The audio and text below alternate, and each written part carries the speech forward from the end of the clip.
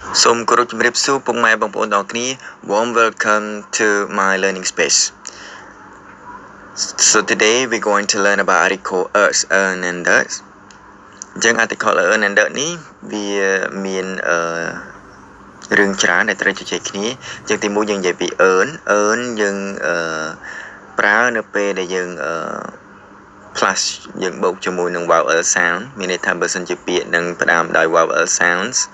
សំឡេងស្រៈគឺយើងប្រើ earn អញ្ចឹងសំឡេងស្រៈយើងមាន a e i o u អញ្ចឹងឧទាហរណ៍ថា earn ant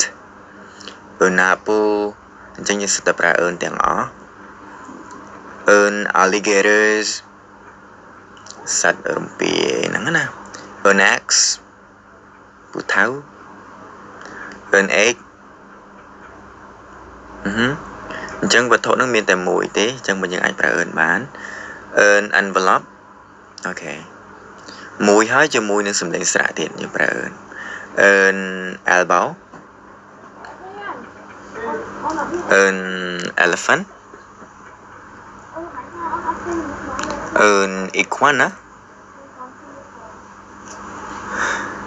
earn igloo earn orange earn umbrellas អញ្ចឹងអានឹងសំឡេងស្រៈចំពោះវិញយើងប្រើជាមួយនឹង consonant sound គឺមានន័យថាសំឡេងព្យញ្ជនៈបញ្ជាក់បងប្អូនថាគឺយើងប្រើជាមួយនឹងសំឡេងស្រៈសំឡេងព្យញ្ជនៈអូខេនេះគឺយើងប្រើជាមួយនឹងសំឡេងព្យញ្ជនៈមានដូចទាំងអស់នេះអញ្ចឹង B C D F G ជាដើមចឹងទៅឧទាហរណ៍ថា dog ចឹងយើងប្រើណាដោយសារតែ d នេះសំឡេង D នេះសំឡេងព្យញ្ជនៈ turtle អញ្ចឹងយើងមានផ្សេងទៀតពាក្យផ្សេងទៀតដែលផ្ដើមដោយ consonant sound អញ្ចឹងយើងប្រើជាមួយនឹង exception មានករណីលើកលែងខ្លះបងប្អូនយើងមើល look at this example យើងមើលឧទាហរណ៍ខាងក្រោមនេះ I go to a university why not earn university ដោយសារតែ university នេះសំឡេងធ្វើទៅបន្តយើងមើលទៅអក្សរ U មែនប៉ុន្តែសំឡេងរបស់វាគឺយៈចឹង y sound យៈចឹងសំឡេងស្រៈចឹងយើងប្រើជាមួយនឹងយើងអត់ប្រើ earn ទេ I need earn x-ray អានេះ x-ray ដល់ពេលយើងគិតមើលទៅ why not x-ray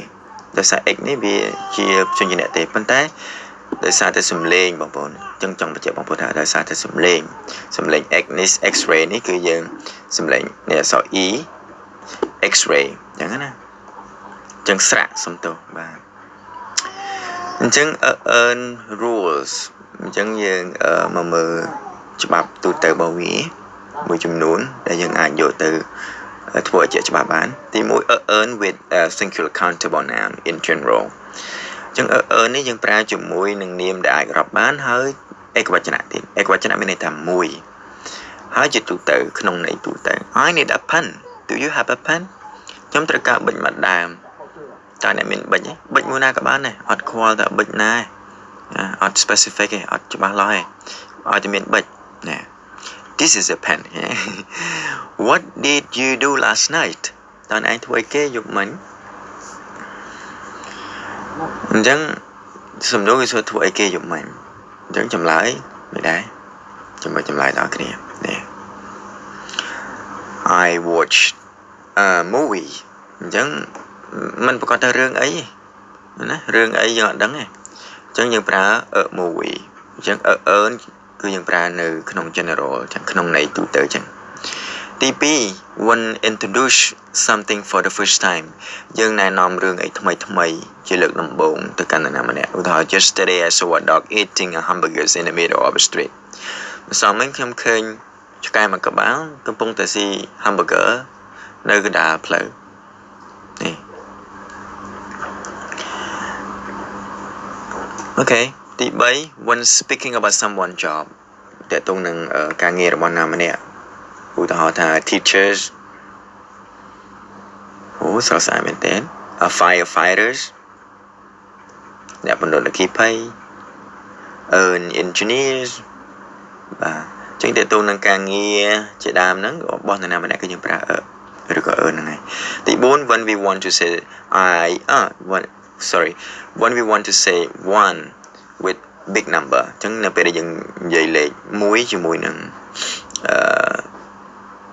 លេខដែលធំមានចំនួនធំណា I need 100 roses ខ្ញុំត្រូវការ